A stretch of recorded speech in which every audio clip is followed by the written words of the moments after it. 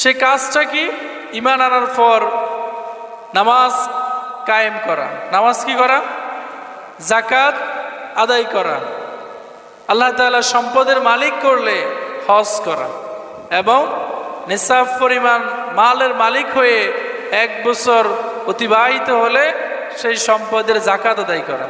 তাহলে ইসলামের মূল ভিত্তি কয়টি? কালিমা, নামাজ, রোজা, হজ, যাকাত।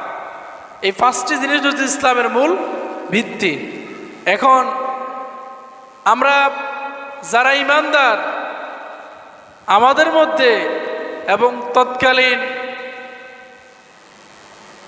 আইয়ামে জাহিলিয়াতের আরবদের মধ্যে, অমুসলিমদের মধ্যে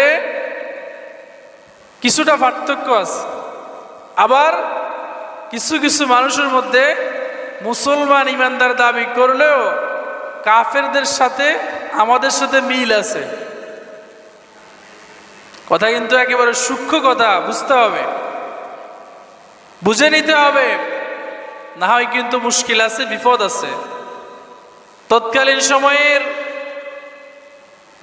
জাহালতের সময় যারা মূর্তি পূজা করত, ওরাও কিন্তু আল্লাহকে রব হিসাবে মানত।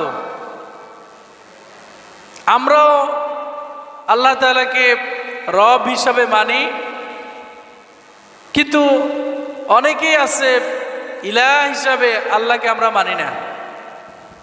তাহলে ওদের সাথে আমাদের সাথে যারা আল্লাহকে রব মানি তাদের সাথে মিল আছে, ঠিক না? কিন্তু ওরা আল্লাহকে ইলাহ হিসাবে মানত না। রব মানে হচ্ছে যিনি লালন পালন করেন, রিজিক দান করেন, তিনার নাম কি? এই হিসাবে মাকেও রব বলা যায়। কেন? কারণ মা তার সন্তানকে লালন পালন করে। রব শব্দের অর্থ হচ্ছে লালন পালনকারী। কিন্তু ইলাহ শব্দের অর্থ হচ্ছে উপাস্য, যিনি ইবাদত পাওয়ার মালিক, তিনাকে বলা হয় কি? ইলাহ। তিনাকে কি বলা হয়? ইলাহ।